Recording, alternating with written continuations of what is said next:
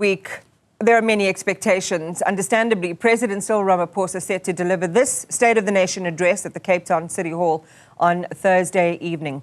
The Good Party Secretary General Brett Herron and BOSA Leader Mmusi Maimane join me to talk about all of this. Good morning to both of you, and thank you so much for your time. I think before we get into it, maybe just a quick react to what you heard Trump say there vis-a-vis South Africa. Brett? Well, I think as I was listening to that, I thought maybe the first thing the president can do is correct President Donald Trump, who seems to be getting his information from right-wing forces in South Africa, who peddle misinformation and disinformation and drive a divisive campaign, because obviously those of us who live in South Africa who are objective know that none of the stuff that Donald Trump has just said is actually true. Mmusi? Our relationships with the U.S., given the new administration, need to be treated with the urgency. Some of the distortions that are going through, some of the information regarding PEPFAR, our relationships on AGOA, are going to be vital for the future. And I think if the sentiment continues that South Africa is anti-West and by extension is anti-the US, and the US takes a posture against South Africa that puts us in the same camp as countries that are adversaries to it, it's not going to be helpful to our economy. So listening to that makes me realize how crucial that there be an engagement between the two countries that sets records straight, brings clarity to some of the distortions that President Trump has been told, and furthermore gives policy certainty on land, policy certainty on what trade relations are going to look like, and ultimately continue to plead for support around PEPFAR and AGOA, because those are two vital interventions on our healthcare and lastly on our economy. Right. And the question would be also who's driving the sentiment? Where's that coming from? But those I want to put to the left for a moment. It's the first GNU SONA. The road to here post-elections have been interesting, to say the least. Let's start with home ground and the demands for the president's game plan to serve the immediate and most pressing needs of the country. No growth, high unemployment, particularly for young people, 60% Q3 2024. As both of you scan the country, what should be his first domestic priorities? Brett? Well, the Government of National Unity has a statement of intent which has a bare minimum program of priorities, and it's a long list, and if we were to achieve even half of those things, we would be a completely different country at the end of the 5-year term of office. But if we were to pick a priority, it has to be poverty. We cannot, as National Treasury recently conceded in the Gauteng North High Court, have 18.3 million South Africans living below the food poverty line. So the absolute crisis in a constitutional democracy based on human rights must be the poverty and hunger of almost 20 million South Africans. And to address poverty, there's two things that have to happen. Obviously, we have to increase employment, and that means our economic growth needs to be driven towards employment growth.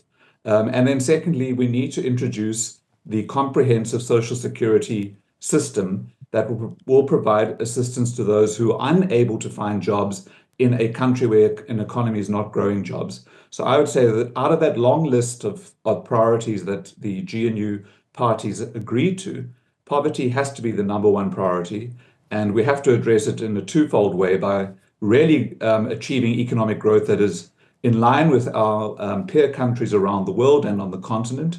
And that is not 0.8% or 1% or 1.2%, which is not nearly enough to create the amount of jobs that we will need. And we also need to provide the social security. So we need an overhaul of the social assistance program to ensure that we introduce a basic income guarantee or basic income grant to provide for those who will not be able to find jobs in the meantime. And Mmusi? The president needs to table a 5% growth plan. The reality of this country is that we have seen a lack of a plan. And when I say that beyond statements of intent, beyond all the, if you like, the unity language around GNU, we need to be decisive and take some deliberate steps. And State of the Nation addresses cannot be a potpourri of agreements between 12 parties. They simply need to come down to saying, one, what are we going to do on the economy? Our economy isn't growing as high as it should be, and that's why I speak about a 5% plan. And I suggest that we need to focus on an infrastructure growth plan. And that's fundamental because, in essence, if you're not growing your infrastructure is decaying. Our economy cannot grow. Our ports are in trouble. We're back at load shedding. We've got water crisis issues.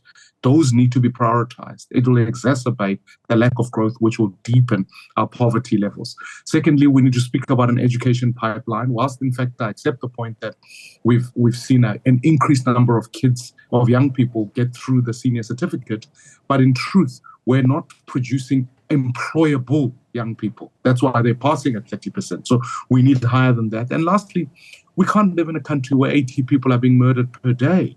Whilst we are comfortable at deploying troops to the DRC, we need to come back home and say, what is our broader security plan? Because what destroys businesses, what keeps citizens vulnerable, is the fact that they're feeling not safe. And therefore, to me, I think it needs to be a mantra in this country that focuses us on those key priorities so that anyone who invests can know what they're investing into and citizens can know what the growth plan looks like. So in the absence of that... So there shouldn't be troop deployments? I think our troops need to be brought back home. I think more crucially, we've got a crisis on our borders.